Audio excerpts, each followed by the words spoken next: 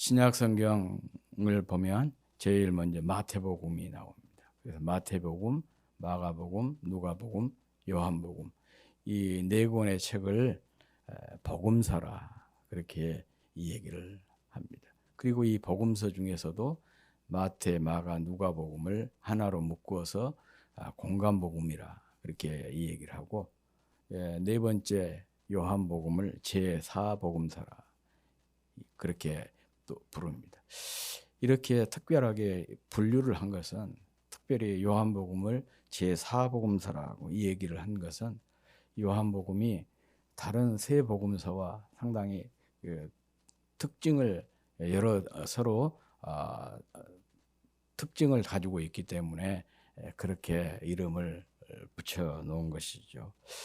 물론 이 복음서의 내용은 네 복음서가 다 예수님의 삶과 또 사역, 가르침 이런 것들을 담고 있습니다.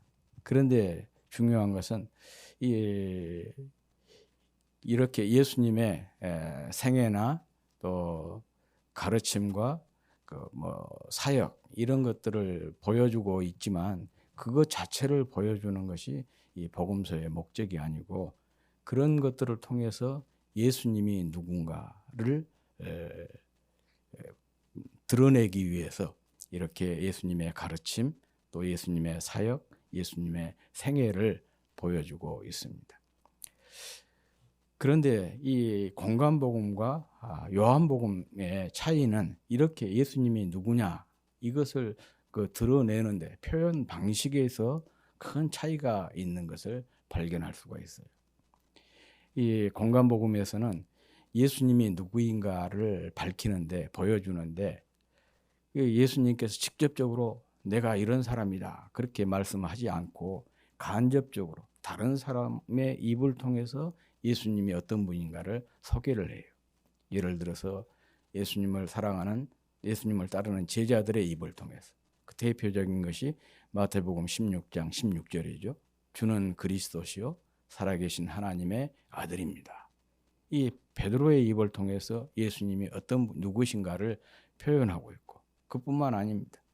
예수님을 통해서 치유받은 사람의 입을 통해서 또 심지어는 이방인인 로마 백부장의 입을 통해서 또 예수님의 사형을 집행했던 백부장의 입을 통해서 그는 진실로 하나님의 아들이다 그런 고백을 하게 하고 심지어는 이 사단 마귀의 입을 통해서도 예수님이 하나님의 아들이다 그렇게 이렇게 간접적으로 주로 예수님이 누구신가를 표현하고 있습니다.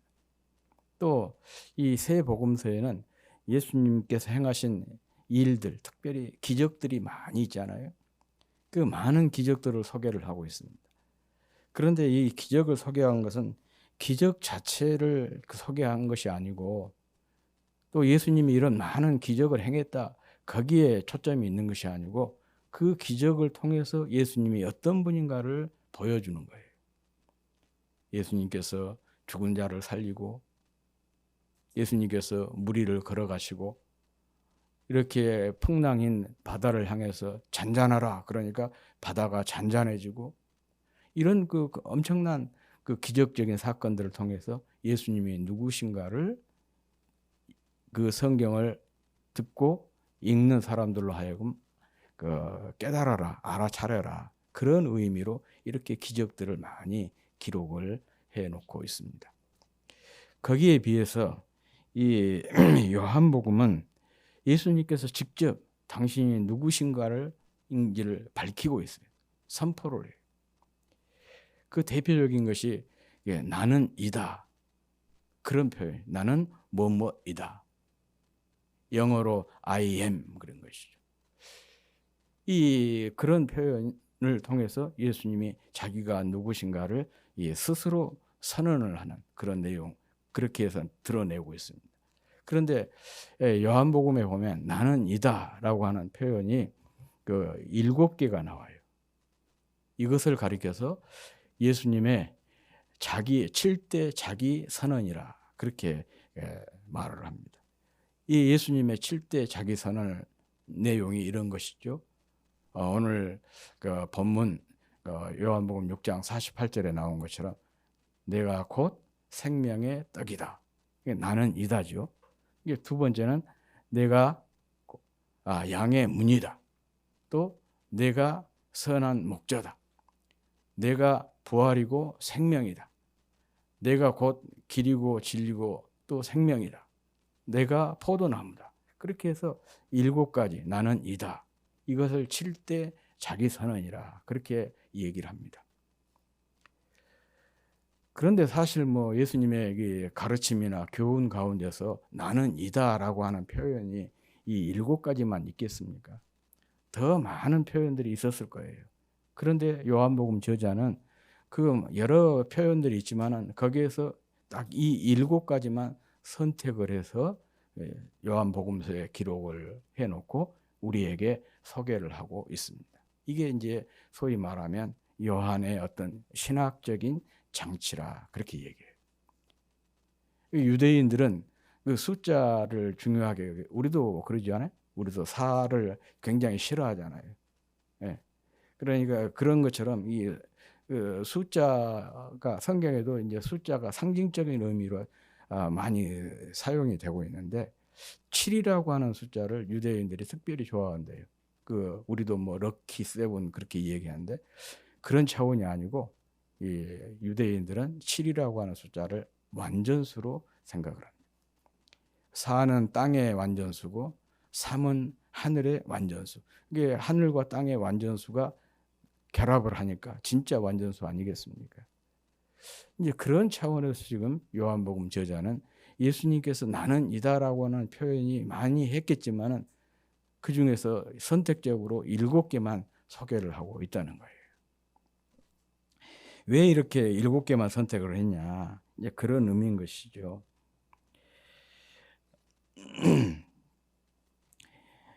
예수님이 완전한 신성을 가지신 하나님의 아들로 우리의 구원자가 되셔서 구원 사역을 완성시킨 분이시다. 이것을 강조하기 위함이라는 것이죠. 또 나아가서 주님을 믿음으로 구원을 얻은 우리의 구원도 확실하다. 절대 확실한 것이다. 라는 것을 보여주기 위해서 7가지만 소개를 한 것이다. 그렇게 이 얘기를 하고 있습니다. 그래서 이 시간에는 뭐 7가지 다 소개를 못하고 그 중에서 첫 번째 예수님의 첫 번째 자기 선언에 대해서를 가지고 함께 은혜를 나누고자 합니다. 오늘 본문에서 주님께서 자신을 생명의 떡이라 이렇게 선언하시게 된 그 배경이 앞부분이 이제 그 배경이라고 할 수가 있습니다. 요한복음 6장 1절부터 1절 이하를 보면 배고픈 사람들에게 주님께서 떡 5덩이와 물고기 2마리를 가지고 배불리 먹여 주셨습니다. 그런데 그 숫자가 뭐 서너 명이 아니고 남자 장정만 해도 5천 명이라고 이었습니다. 그러니까 거기에 뭐 여성도 있을 수도 있고 어린이들도 있을 수 있지 않겠습니까? 그러니까 이 여성, 어린이까지 다 합치면 5천 명보다 훨씬 많은 숫자일 것이다. 그렇게 이 얘기를 합니다. 아무튼 이 적은 것을 가지고 이 많은 사람들을 배불리 먹고 남은 그 부스러기가 12광주리가 되었다. 그렇게 성경이 기록하고 있습니다. 그러니 이렇게 어마어마한 기적을 경험하니까 거기에 그 기적에 참여했던 사람들이 어떻게 생각했겠어요?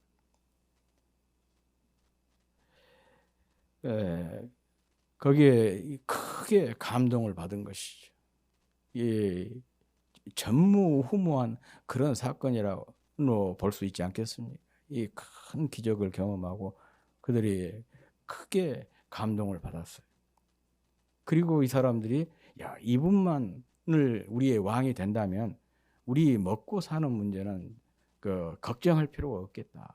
그런 생각을 가진 거예요. 이 경제라고 하는 것이 참 중요하잖아요. 그렇지 않습니까? 우리가 뭐 다른 정치 다 잘해도 경제에 실패하면 실패한 그 지도자로 이 얘기를 하잖아요. 오늘날도 그래요. 그런데 지금으로부터 2000년 전은 먹고 사는 문제가 더 힘들지 않았겠어요. 그런데 그런 상황에서 예수님께서 기도 한 방으로 그 많은 사람들을 배불리 먹고도 그 부스러기가 12광줄이나 남았으니까 정말 이 사람이 우리의 왕이 되면 먹고 먹는 데는 문제가 없겠다. 그런 생각이 들었겠죠. 그런데 주님께서 이렇게 먹는 문제만 해결해 주신 것이 아니고 질병 문제도 또 해결해 주셨잖아요. 어떤 환자도 주님 앞에 오면 그냥 깨끗하게 치유가 되는 거예요. 심지어는 눈도 장님도 눈을 띄우고 안진뱅이도 걷게 하고 죽은 사람도 살리고. 그러니 이런 분이 왕이 되면 먹는 문제와 질병의 문제가 해결이 돼요.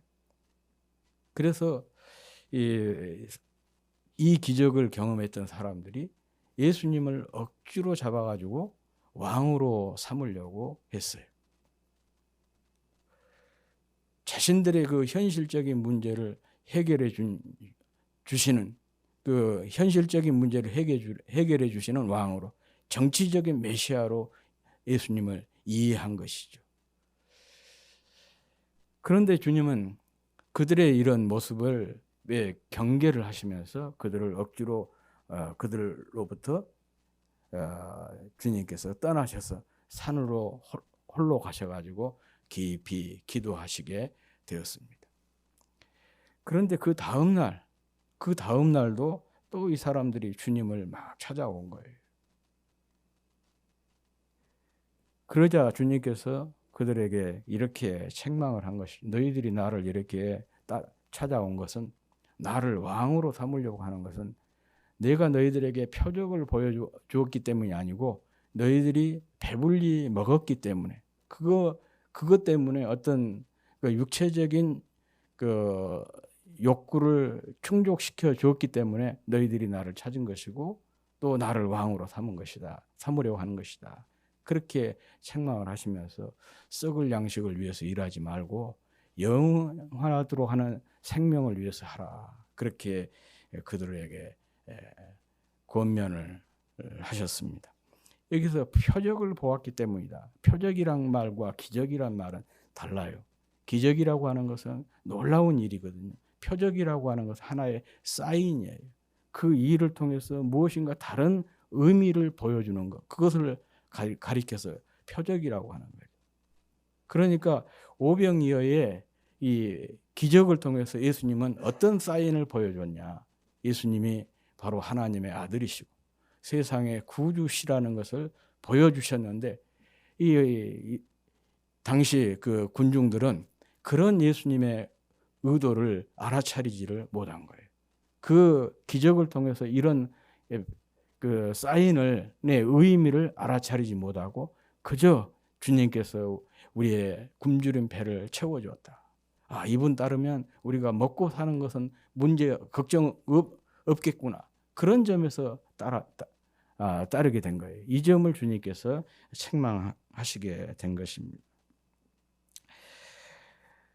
그래서 그들은 주님이 참 하나님의 아들이시고 구원자이신 메시아이심을 깨닫지도 못하고 알지도 못하고 더 나아가서 알려고도 하지 않았던 것이죠.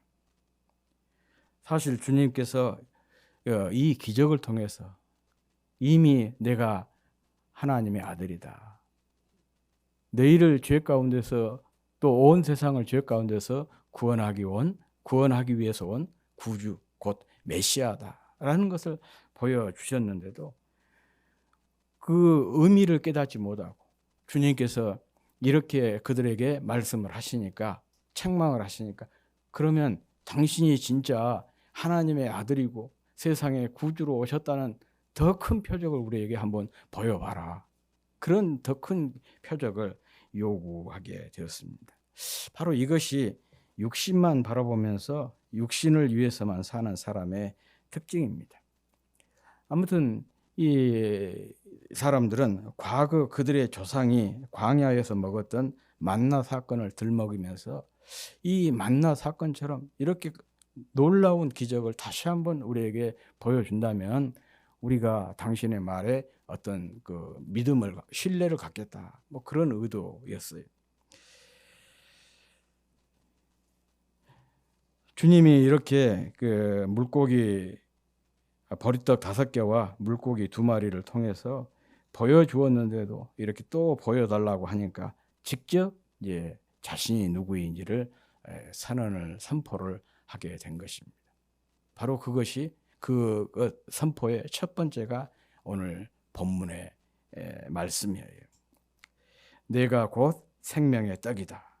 이 말씀입니다. 이 첫 번째 주님의 자기 선언의 그 중요한 의미가 2가지가 있습니다. 그 첫 번째는 주님이 세상에 생명을 주기 위해서 하늘에서 내려온 하나님의 떡이다라는 의미입니다.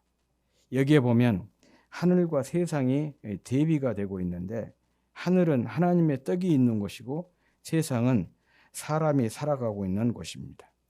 그런데 예수님께서 하늘에서 내려왔다. 이 말은 세상의 생명을 가능하게 하는 원천이 하늘에 있다는 그런 의미인 것입니다. 세상의 생명은 하늘에 의해서만 유지가 되는 거예요. 우리가 이것을 물리적으로 얼마든지 확인할 수가 있습니다. 이 지구상에 살고 있는 모든 생명체는 물과 빛을 필요로 하고 있습니다. 그런데 만약의 경우에 이 땅에 비가 내리지 않는다고 한번 하늘에서 비가 내리지 않는다고 생각을 해보십시오.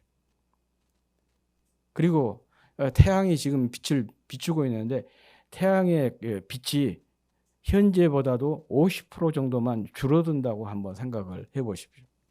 그러면 이 세상이 어떻게 될까요? 이 세상은 금방 사막이 되고 또 이 세상은 온통 꽁꽁 얼어붙게 될 것입니다. 이렇게 사막이 되고 꽁꽁 얼어붙게 되면 그 가운데 생명체가 존재할 수가 없게 되는 것이죠.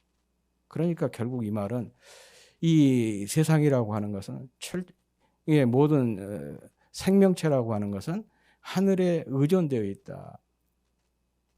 그런 의미 아니겠습니까? 우리의 삶이 하늘과 깊은 연관이 있다. 그런 의미죠. 그런데 그 하늘에서 우리에게 생명을 주시기 위해서 오신 분이 바로 예수님이라는 것입니다. 결국 우리의 생명이 예수님과 깊이 연결이 되어 있다는 그런 의미인 것이죠.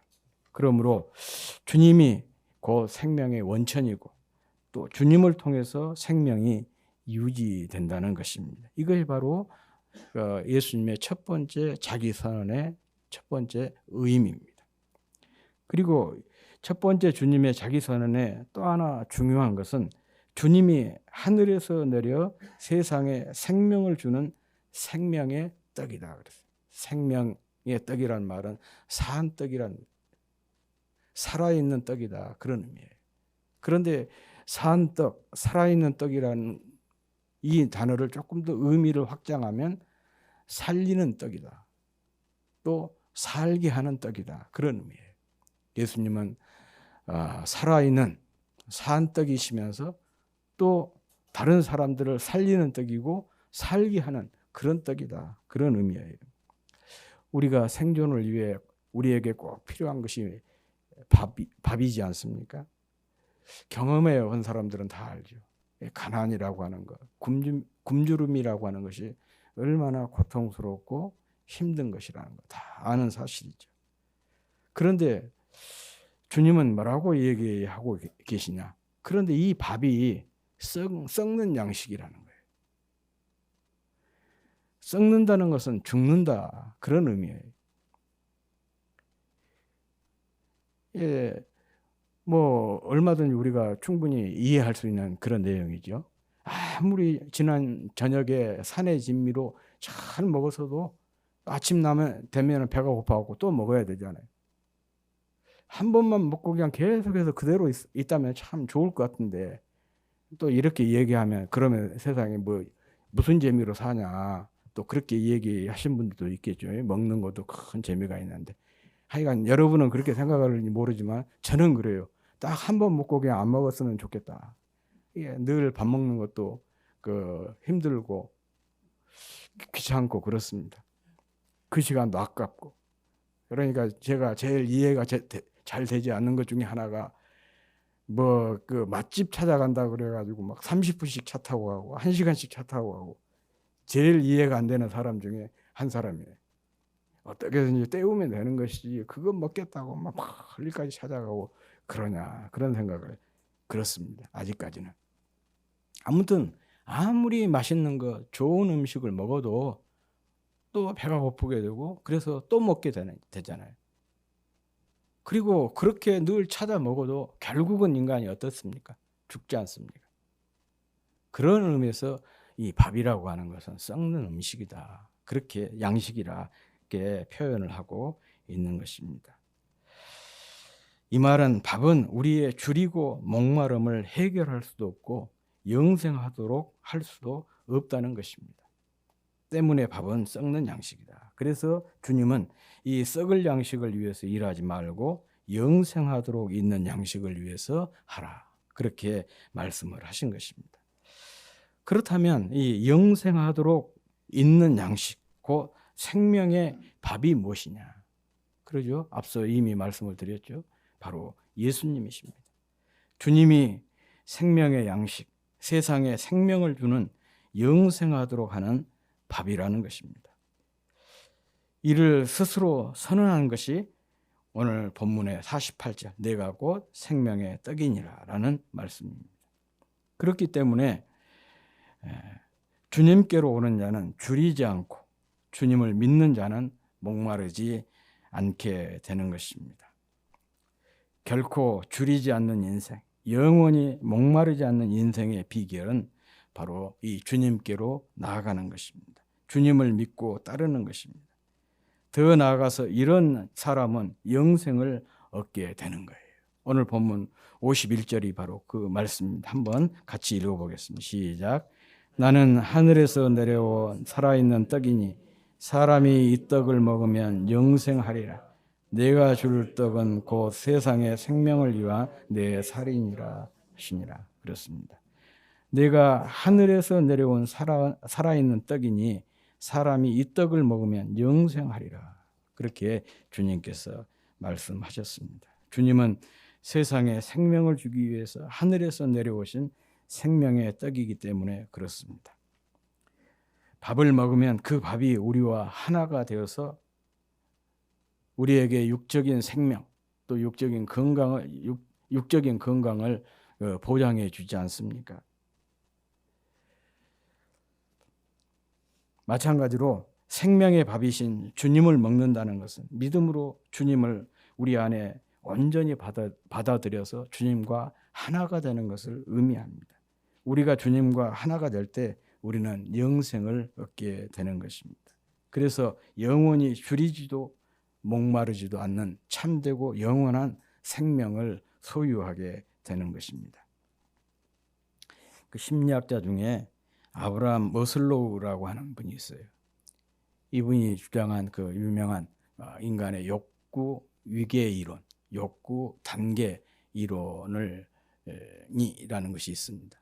이분은 그래요. 인간이 살아가는 데 있어서 아주 근원적이고 기초적인 욕구가 있다는 거예요. 그것이 5가지라 그렇게 얘기를 하고 있습니다. 그 5가지 욕구가 뭐냐? 첫 번째가 이 생리적인 욕구. 먹고요, 자고, 배설하고 이런 것들이 생리적인 욕구고, 두 번째는 안정감. 사람이 먹는 문제가 해결이 되면은 이제 안전을 추구하게 되잖아요. 배고플 때는 일을 아무리 험한 일도 힘든 일도 그냥 무서워하지 않고 막 덤벼들지 않습니까? 그런데 어느 정도 먹는 문제가 해결이 되면 그때부터는 험한 일을 하지 않잖아요. 그래서 첫 번째가 이 생리적인 욕구고, 두 번째가 이 안정을 추구하는 욕구, 세 번째가 소속감, 네 번째가 이 인정과 사랑, 그리고 자존감, 그리고 마지막 욕구가 자아 실현의 욕구라 그렇게 이 얘기를 합니다.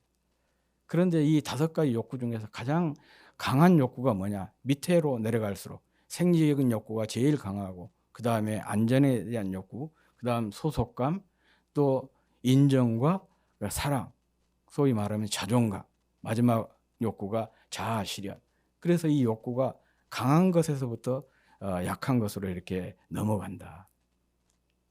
그렇게 이제 주장을 하고 있는데, 바로 이 5가지 욕구가 충족이 될 때 인간은 만족감과 행복을 느끼게 된다. 그렇게 주장을 하고 있습니다. 그렇다면 정말 우리 인간들에게 있어서 이 5가지 욕구가 다 실현이 되면, 충족이 될 때 진짜 인간이 행복하고 또 만족을 가질 수가 있을까? 이 머슬로우의 이론처럼 그렇게 될 수가 있을까? 이 점에 대해서 성경은 어떻게 이야기하고 있는가? 그것이 더 우리에게는 중요하지 않습니까? 물론 성경도 인간의 이런 욕구들에 대해서 부정한 건 아니에요. 그러지만은 성경은 분명하게 말씀하시기를, 이런 5가지 욕구가 실현이 된다고 해서 행복, 만족 이런 것이 보장되지 않는다. 그렇게 이 얘기를 하고 있습니다. 왜 그러냐? 우리 인간에게는 이런 것으로 채울 수 없는 절대적인 공간이 있다는 거예요. 그 절대적인 공간이 채워져야 인간에게 진정한 만족이 있고 진정한 행복이 있다고 그렇게 얘기를 해요. 그런데 그 공간은 하나님만이 채울 수 있는 공간이라 그렇게 이 얘기를 하고 있습니다. 이 얘기는 성 어거스틴이라고 하는 분이 있어요. 우리에게는 이렇게 하나님만이 채울 수 있는 절대 공간이 있다. 그 공간이 채워져야 인간은 비로소 만족감을 누리게 되고 또 행복을 누리게 된다는 거예요. 그렇다면 이 하나님만이 채울 수 있는 인간이 가지고 있는 이 절대 공간이 그 절대 공간을 채울 수 있는 것이 무엇이냐? 그게 중요한 문제 아니겠습니까? 그리고 우리가 신앙생활에서 또 성경이 이 점을 늘 주목을 하면서 우리에게 가르치고 있는 것이죠. 그 비결이 바로 오늘 본문이죠. 살아있는 떡, 살리는 떡, 살게 하는 떡이신 예수 그리스도, 그분만이 이 절대 공간을 채울 수 있는 분이다. 그렇게 이 얘기를 하고 있습니다. 왜냐? 주님만이 생명의 떡이시기 때문에, 살아있는 떡이고 살리는 떡이고 살게 하는 떡이기 때문에 그렇습니다. 이 말은 다른 그 어떤 것으로도 우리 영혼이 배부를 수 없다, 만족할 수 없다, 행복할 수 없다는 그런 의미 아니겠습니까? 그러므로 우리가 진정한 만족한 삶을 살기 위해서는 반드시 주님께 가까이 나아가야 됩니다. 의미 있고 행복한 삶을 위해서는 주님을 만나야 돼요. 한 번 만나는 것으로 끝나는 것이 아니고 지속적으로 매일같이 만나요.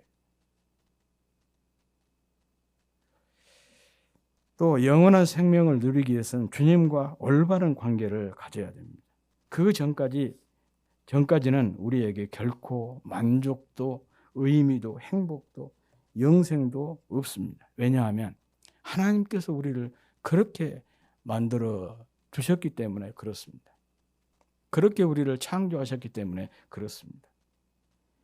젊은 시절에 방황하면서 방탕한 삶을 살았던, 앞서 제가 소개했던 성 어거스틴은 자신의 체험을 통해서 이 사실을 깊이 깨닫게 되었습니다. 그래서 그의 유명한 책이 있죠. 참회록. 참회록에서 그가 이렇게 고백을 합니다. 주님, 내 영혼이 당신의 품에 돌아가 안식을 누리기까지는 결코 평안함이 없습니다. 이 평안함을 이렇게 대체할 수가 있어요. 안식, 만족, 행복, 기쁨, 구원, 이런 단어로 대체할 수가 있는 거예요. 우리가 정말 주님의 품에 돌아가서 거기에서 안식을 누리기까지는 우리에게 만족도 없고 행복도 없고 기쁨도 없고 또 참된 의미도 구원도 없다는 거예요. 왜냐? 주님께서 우리를 그렇게 만드셨기 때문입니다. 이런 고백을 하고 있습니다. 그렇습니다. 주님만이 생명의 떡입니다. 살아있는 떡이라는 것이죠. 살리는 떡이고 살게 하는 떡이십니다. 그러므로 주님 안에 평안이 있고 주님 안에 안식이 있고 주님 안에 기쁨이 있고 또 주님 안에 만족이 있고 행복이 있고 구원이 있습니다. 이 주님을 통해서 늘 이 행복한 삶, 또 만족한 삶, 기쁨이 넘치는 의미 있고 값진 삶, 이런 삶을 더 풍성하게 누리는 저와 여러분이 될 수 있기를 주의 이름으로 축복합니다.